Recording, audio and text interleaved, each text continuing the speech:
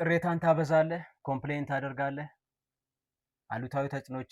በአሉታዊ ተጽዕኖዎች የተከበብክ ነህ፣ በአንድ ቦታ መቆየትን ትመርጣለህ። እነዚህ ነገሮች የምታደርግ ከሆነ ምን አይነት ሰው ነኝ የሚለውን ለመገመት በጣም ቀላል ይሆናል ማለት ነው። ሰላም ሰላም፣ ጤና ይስጥልን፣ እንደምናችሁ የቻናሌ ተከታታዮች።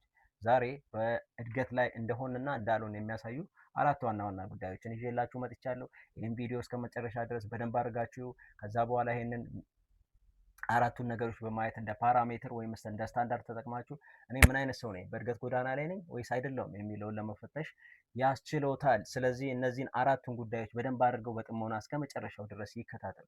ከዚያም በኋላ የትኛው እኔን ይገልጸኛል ወይም ደግሞ ሁሉም ውስጥ እገኛለሁ ወይ ደግሞ ራስዎን በእድገት ጎዳና ላይ ከሆኑ እነዚህ ባህሪያቶች እርስዎን አይገልጹም ማለት ነው። ስለዚህ በደንብ አድርገው ይከታተሉ እስከ መጨረሻ ድረስ። የመጀመሪያው እና አንደኛው ምንድን ነው የሚለው በአንድ ቦታ መቆየትን ትመርጣለህ።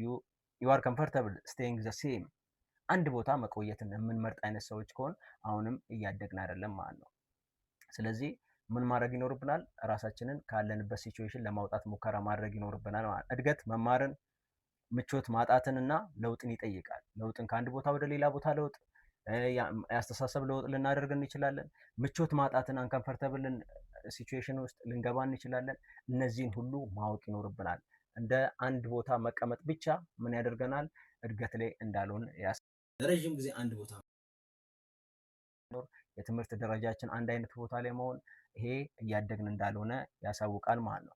ክህሎቶችን ለማሻሻል፣ ልምዶችን ለማሳደግ፣ ከምቾት ቀጠና ለመውጣት ፈቃደኛ ካልሆንክ ህይወት በአሁኑ ሁኔታ ላይ መቆየት እድሉ ከፍተኛ ነው ማለት ነው። ስለዚህ ህይወታችን በእንደዚህ አይነት በተመሳሳይ ሁኔታ ላይ እንዳይቆይ ምን ማድረግ ይኖራል? ክህሎቶችን መማር፣ በተለያየ ጊዜ አዳዲስ ክህሎቶችን በመማር ራሳችን ላይ ቫሊዩ አድ ማድረግ ይኖራል። የሶስት ወር ኮርሶች፣ አጫጭር ኮርሶች ይኖራሉ። የሁለት ወር ኮርሶች፣ የክረምት ኮርሶች ይኖራሉ።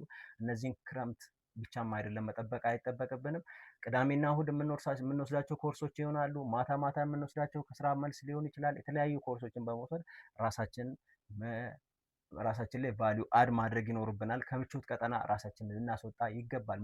እድገት ያለው ምቾት በሌለበት ቦታ ነው ማለት ነው። ስለዚህ ለምቾት ስንል ምቾት በሌለበት ቦታ ልናሳልፍ ግዴታ ነው ማለት ነው። እነዚህን ነገሮች ካላደረግን ምን አይሆንም ማለት ነው? ለውጥን እያመጣን አይደለም። ራሳችንን ማስጠንቀቂያ ሲግናል ነው ማለት ነው። ወደፊት ዛሬ ካሉበት ደረጃ በላይ ለማደግ ፈቃደኛ የሆኑ ሰዎች ናት። ዘ ፊውቸር ቢሎንግስ ቱ ለማን ማለት ነው? ለእድገት ለሚፈልጉት ማለት ነው። ስለዚህ እድገት ለሚፈልጉት ሰዎችና እድገትን ለምናገኝ ከሆነ ደግሞ በአንድ ቦታ መቀመጥን መምረጥ የለብንም። ሁለተኛው በአሉታዊ ተጽዕኖዎች የተከበብክ መሆን። ምን አይነት ነው አሉታዊ ተጽዕኖ? you surround yourself with negative influence። አሉታዊ ተጽዕኖዎችስ ወይም ሰርክላችን ምን አይነት ሰርክል ነው? ጓደኞቻችን ምን አይነት አካባቢያችን ኤንቫይሮንመንት ምን አይነት ኤንቫይሮንመንት ውስጥ ነው ያለ ነው የሚለውን ማወቅ ይኖርብናል ማለት ነው። በዙሪያ ያሉ ሰዎች በአስተሳሰባችን፣ በልማዶቻችን፣ በምትጠብቃቸው ነገሮች ወይም በእሴቶቻችን ላይ አሉታዊም ሆነ አዎንታዊ ተጽዕኖ ሊያሳድሩ ይችላሉ። አሉታዊ ተጽዕኖ የሚያሳድሩ ከሆነ ከዛ ሰርክል ራሳችንን ልናስወጣ ይገባል ማለት ነው። በምትገኝበት ማህበረሰብ እድገትን ያለ ማቋረጥ በሚያቀጭጭ ምኞትን የሚያንቋሽሽ ወይም ደግሞ አጥፊ ባህሪያትን የሚያበረታታ ከሆነ ወደፊት መራመድ በጣም ከባድ ይሆንባል። ስለዚህ ከእንደዚህ አይነት ማህበረሰብ ራሳችንን ልናስወጣ ይገባል ማለት ነው። አካባቢ ብዙውን ጊዜ የወደፊት ህይወታችንን ይቀርጻል። አብዛኛውን ጊዜ ከቤተሰብ ቀጥሎ ትልቁን አስተዋጽኦ የሚይዝ በእድገታችንና በአስተሳሰባችን ላይ ማህበረሰባችን ነው። ስለዚህ ማህበረሰባችን ምን አይነት አመለካከት አለው ለእድገት የሚለውን ልንወስንና ልናይ ይገባል ማለት ነው። ማየን ከሆነ ከዛ አካባቢ መቀየር ወይም ማህበረሰብ ውስጥ መቆየት አይኖርብንም ማለት ነው። ሶስተኛ ግቦች አሉ፣ ነገር ግን የተግባር እቅድ የለም። አክሽን ፕላን you do have a goal but you don't have an action plan። ግብ ብቻውን በአእምሮ ውስጥ ከተቀመጠ ፋንታሲ ነው፣ ምናብ ነው፣ ኢሉዥን ነው። ስለዚህ ምን ማድረግ ይኖርብናል ማለት ነው? ግብ ብቻ ሳይሆን የተጻፈ ግብ ሊኖረን ይገባል ማለት ነው። ብዙ ሰዎች ስለ ስኬት ያወራሉ፣ ስለ ሀብታም መሆን ይፈልጋሉ፣ ስለ ጤንነት ወይም ስለተሻለ ወደፊት ያልማሉ። ግን ደግሞ ምን የላቸውም? አክሽን ፕላን የላቸውም። ከዛሬ አንድ 10-15 ዓመት አካባቢ የተጻፈ አንድ ጽሁፍ ነበረና ከዛ ጽሁፍ ላይ ምን ይላል? ዓለማችንን እየተቆጣጠሩ ያሉ 3% ሰዎች ናቸው። እነማን ናቸው እነዚህ 3 ሰዎች? በዓለማችን ላይ እቅድ 100%ቱ ሰው እቅድ አለው። ከዛ ውስጥ ግን 10%ቱ ነው በስርዓት እቅዱ ምንድን ነው የሚለውን የሚያውቀው ማለት ነው። 90%ቱ እቅዱ የተጻፈም አይደለም አብዛኛውን ወዴት እንደሚሄድ ዳይሬክሽንም የለውም ማለት ነው። ከ90% ደግሞ 3% ነው የተጻፈ ግልጽ የሆነ ዳይሬክሽን ያለው እቅድ ያለው። እነዚህ 3%ቶች ታዲያ አለማችንን እየመሩ በፋይናንሻል ስታተሳቸው ከፍተኛ ደረጃ ላይ ያሉ ሰዎች ናቸው። ስለዚህ አክሽን ዲተርማይንስ አክሽን ፕላን ያስፈልጋል ማለት ነው። ግብ ያለ ተግባር ምኞት ብቻ ሆኖ ይቀራል። ተግባር ከሌለ ምንም ነገር ልንፈጥር አንችልም ማለት ነው። አእምሯችን ውስጥ ወይም አስተሳሰባችን ውስጥ ምን አለ? ግብ አለን፣ የሆነ ቦታ እንደርሳለን፣ ግን ደግሞ ድርጊት እርምጃ የማንወስድ ከሆነ እዛው ቦታ ላይ ነን ማለት ነው ያለ ነው ማለት ነው። ስለዚህ እድገት የሚመጣው ከእለት ተዕለት ጥረት እንጂ ማለቂያ ከሌለው ተነሳሽነት ወይም ደግሞ ሞቲቬሽን አይደለም። ሞቲቬትድ ዛሬ ልንሆን እንችላለን፣ ነገ ግን አይቀጥልም። ከነገ ወዲያ ልንሆን ሁልጊዜም ከኛ ጋር ሞቲቬሽን ሳይሆን አክሽን ያስፈልጋል። አክሽናችን ደግሞ መቼ? ዲሲፕሊን ያስፈልገዋል። መቼ? ሁልጊዜም፣ ዛሬም፣ ነገ ሞቲቬትድ በሆን ጊዜ ብቻ ሳይሆን ሞቲቬሽን በሌለበትም ጊዜ ሁልጊዜ እኛ ልንሰራበት ይገባል ማለት ነው። አራተኛው እና የመጨረሻው ምንድን ነው? ራስን ከማሻሻል ይልቅ ቅሬታ በማሰማት ብዙ ጊዜ ታጠፋለህ።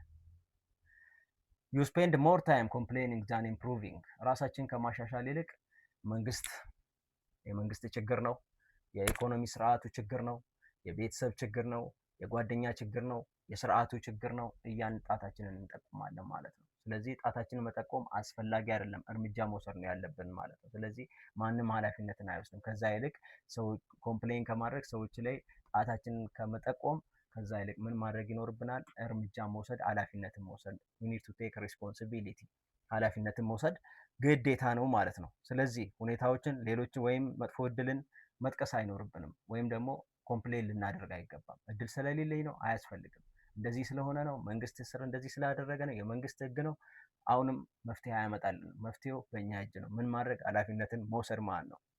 ነገር ግን የሚያድጉ ሰዎች በችግሩ ላይ ሳይሆን በመፍትሄው ላይ ያተኩራሉ። ትኩረት ማድረግ ያለብን መፍትሄው ላይ እንጂ ችግሮቹ ላይ አይደለም።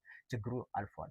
መንግስትም ሆነ ኢኮኖሚ ስርዓቱም ሆነ ቤተሰብም ሆነ ማንኛውም ጓደኛም ሆነ ችግሩ አልፏል። ስለዚህ መፍትሄው ላይ ብቻ ነው ትኩረት ልናደርግ የሚገባ ማለት ነው። ይህንን ሁኔታ ለማሻሻል ምን ማድረግ አለብኝ ብለን ራሳችንን እንጠይቅ። እንደዚህ አይነት ጥያቄ ስንጠይቅ ራሳችንን ኃላፊነት ውስጥ እየከተትን ነው። ኃላፊነት መውሰድ እንጀምራለን ማለት ነው። ራሳችንን ስንጠይቅ ኃላፊነትን ስንወስድ አክሽን መውሰድ እንጀምራለን ማለት ነው። ስለዚህ እነዚህ ዋና ዋና ጉዳዮች በአራት ጉዳዮች በእድገት ላይ አለን ወይስ አይደለንም፣ አር ዊ ኢን ዘ ራይት ፓስ ኦር ነት የሚለውን ይወስናሉ፣ ዲተርማይን ያደርጋሉ ማለት ነው። በአንድ ቦታ መቆየት የምንመርጥ ከሆነ እያደግን አይደለም። ሁለተኛ ላይ በአሉታዊ ተጽዕኖ ሰዎች የተከበብን ከሆን አሁንም እያደግን አይደለም፣ በእድገት ውስጥ አይደለም። ሶስተኛ ግቦች አሉን ግን ደግሞ አክሽን አንወስድም፣ እርምጃ አንወስድም። አራተኛ ራሳችንን ከማሻሻል ይልቅ ቅሬታዎችን ኮምፕሌን እናደርጋለን ማለት ነው፣ ዛን ኢምፕሩቪንግ አወር ሰርቪስ። ስለዚህ በእነዚህ ሁኔታዎች ውስጥ የምናያለን ከሆነ እያደግን አይደለም። እድገት የምንፈልግ ከሆነ እነዚህን ሁኔታዎች ገምግመን ራሳችን ከዚህ ሁኔታ ልናስወጣ ይገባል ማለት ነው። ስለምታዳምጡኝ አመሰግናለሁ።